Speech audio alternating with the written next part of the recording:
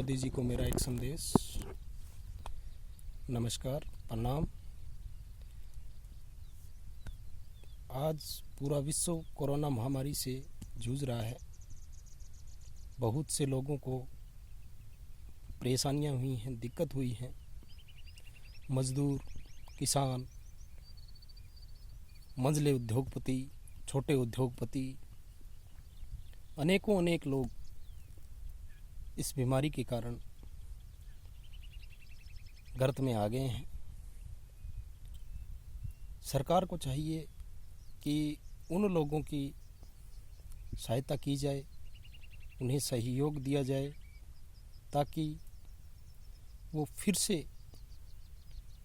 अपनी मूल अवस्था में आ सकें और अपने जीवन की नैया जो है उसको आगे ले जा सकें।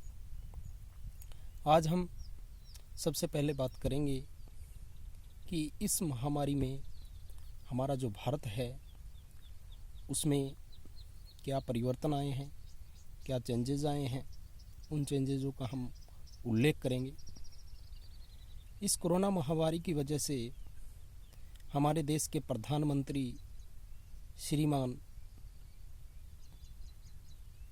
प्रधानमंत्री नरेंद्र मोदी जी की तत्परता के कारण ज़्यादा फैलाव नहीं हुआ, लोगों की मौतें नहीं हुई और जनता की जागरूकता और हमारे प्रशासनिक व्यवस्था की वजह से हमारे देश में कोरोना महामारी जो है ज़्यादा पैर पसार नहीं सकी। अच्छा रहा सिस्टम, आगे भी लोग अब समझदार हो गए हैं, व्यवस्था को बखूबी समझ रहे हैं और उनका पालन कर रहे हैं। रही बात बड़े जो लोग हैं हम यहाँ पर लोगों को 3 कैटेगरी में विभाजित कर सकते हैं। पहला जो बड़े लोग हैं जिन्होंने कभी आर्थिक मंदी को नहीं देखा है। फिर मझले लोग आते हैं, बीच के लोग आते हैं।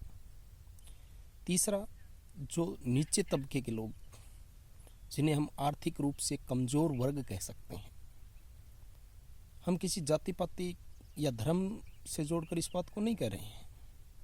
हमारे देश में 3 तरह की कैटेगरियां हैं, या यूँ हम कह सकते हैं कि हमारे यहाँ 3 जातियां हैं। पहला जो बड़े लोग, दूसरा मंझले लोग, तीसरा आर्थिक रूप से कमज़ोर लोग।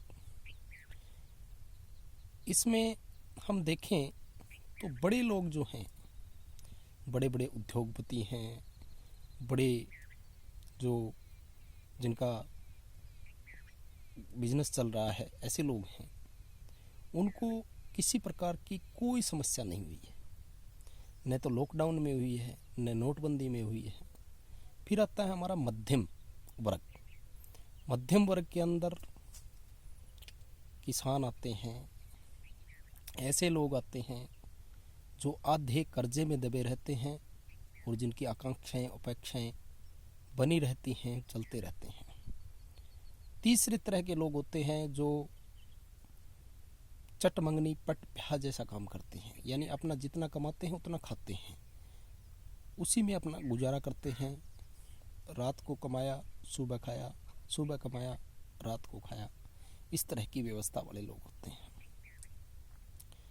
तो मैं मोदी जी से कहना चाहूँगा कि बड़े जो लोग हैं, जो बड़े उद्योगपति हैं, उनको देने की कोई आवश्यकता नहीं है। मैं ये नहीं कह रहा कि उनको मत दो, लेकिन इस तरह से उनको सहयोग देने की आवश्यकता नहीं है, क्योंकि वो अब ऑटोमेटिकली सेटअप हो सकते हैं।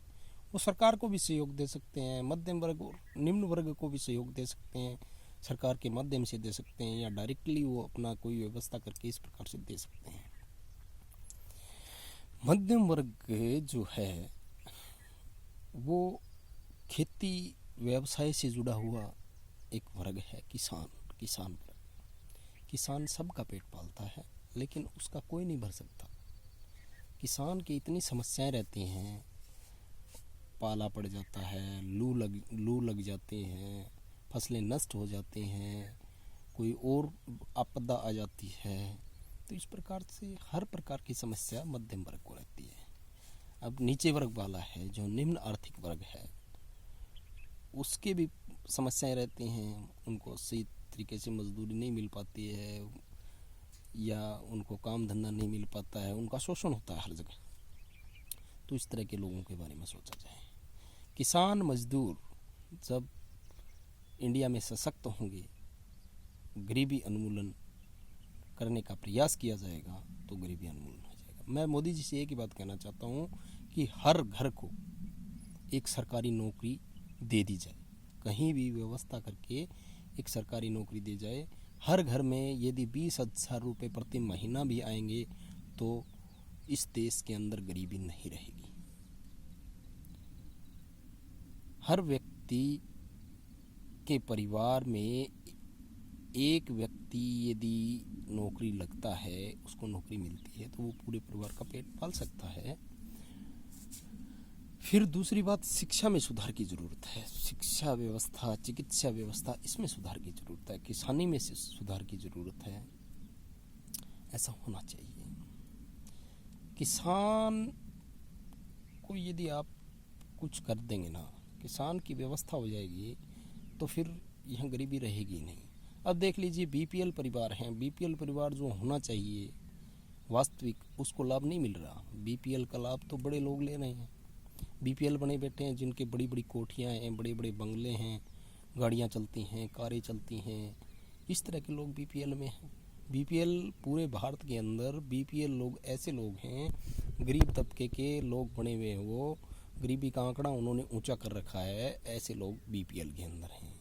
स्टेट बीपीएल, सेंटर बीपीएल जो भी है, उन बीपीएल्स की जांच होनी चाहिए, पूर्णतया निष्पक्ष जांच होकर उनको काट दिया जाना चाहिए। जो सही है उन्हें रखना चाहिए। सही को तो मिल ही नहीं रहा है। भारत के अंदर एक समस्या ये है कि जो जिसके लायक है, जिसको कुछ जो मिलना चाहिए, वो उसको नहीं मिल रहा है। दूसरी बात,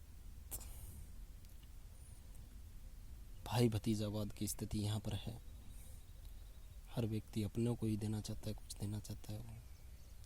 तो मोदी जी, मैं आपसे कहना चाहूँगा कि यदि देश में गरीबी मिटानी है, तो एक घर में एक व्यक्ति को नौकरी दे दो, शिक्षा में सुधार कर दो। बस मेरा तो ये कहना है। जय हिंद, जय भारत।